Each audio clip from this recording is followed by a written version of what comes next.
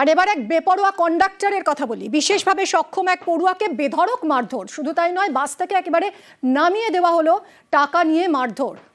বিশ্বজিতের সঙ্গে আরো কথা বলবো। বিশ্বজিৎ, কি ঘটেছিল? মানবিক ছবি ফুটে উঠলো ফের খড়িবাড়িতে। দেখা গেল যে এক বিশেষভাবে সক্ষম পড়ুয়া নকশালবাড়ি থেকে খড়িবাড়িতে এক বেসরকারি বাসে উঠেছিল এবং তাকে ভুলবশত অন্য জায়গায় নামিয়ে দিয়ে তার পকেট থেকে টাকা নিয়ে ব্যাপক মারধর করা হয় এবং তাকে শারীরিকভাবে নিগ্রহ করা হয়। এই পড়ুয়া দীর্ঘদিন ধরে জন্মলগ্ন থেকে সে মূক ও বধির, এবং পরিবারের সদস্যরা তাকে পড়াশোনা করতে মাটিগাড়া পাঠায় এবং মাটিগাড়া থেকে নকশালবাড়ি থেকে সে কিন্তু বাসে উঠে খড়িবাড়িতে আসে।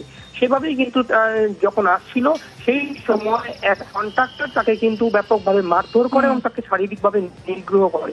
গোটা ধরা পরিবারের কাছে এসে অঙ্গভঙ্গিতে জানালে পরিবার কিন্তু আতঙ্কিত হয়ে পড়ে। আচ্ছা, ধন্যবাদ।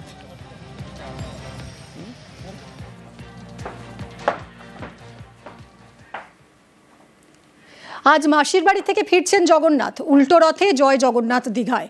উইকেন্ডে উল্টো রথে একেবারে জমজমাট সৈকত শহর। সরাসরি আমার সঙ্গে রয়েছেন দীঘা থেকে আমাদের প্রতিনিধি বিশ্বজিৎ।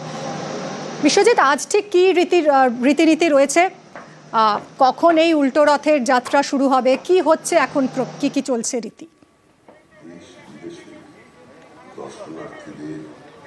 একদমই, এই মুহূর্তে আমরা জগন্নাথ দেবের মাসির বাড়িতে রয়েছে, একেবারে সমুদ্র সৈকতের ঠিক পাশেই রয়েছে মাসির বাড়িতে। সেই ছবিটাই দেখাবো যে নতুন এই মাসির বাড়ি নির্মিত হয়েছে জগন্নাথের দীঘাতে যে পুরনো মন্দির রয়েছে তার পাশেই এই মাসির বাড়ি। আমরা একটু দেখাতে বলবো বা আমার ক্যামেরা সহযোগী কাঞ্চনকে যে এই মুহূর্তে ভোগ শুরু হয়েছে মাসির বাড়িতে, জগন্নাথ দেবের ভোগ শুরু হয়েছে এবং এই ভোগের পর্ব চলবে। তারপর মন্দিরে প্রসাদ এবং তারপর এই মন্দির থেকে জগন্নাথ দেবকে নিয়ে যাওয়া হবে পাহান্ডি বিজয় করে জগন্নাথ বলরাম সুভদ্রাকে রথে, মূল রাস্তায় রথ রাখা আছে। দুটোর পর থেকে এই পাহান্ডি বিজয়ের পর্ব শুরু হবে। কলকাতা পুরসভার ডেপুটি মেয়র তিনি এই জগন্নাথ দেবের মন্দির দর্শন করেছেন। কলকাতা থেকে তো অনেকে এসছেন, অনেক মন্ত্রীরাও এসছেন, আপনিও এসছেন। এই জগন্নাথ মন্দিরে এসে কেমন অনুভূতি?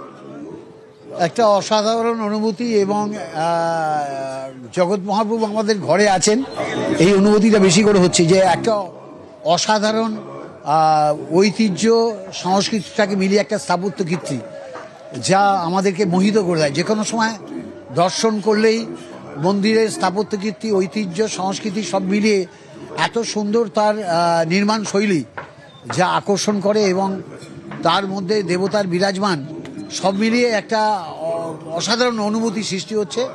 ওখান থেকে এখানে একদম সমুদ্র তীরে মাসির বাড়ি, সেখানে এসেও জগৎ মহাপ্রভুর দারুবম্ব মূর্তি দর্শন করে ভালো লাগছে, এবং একটা মানে অনুভূতি হচ্ছে, একটা ভালো অনুভূতি। অনেক ধন্যবাদ বিশ্বজিৎ।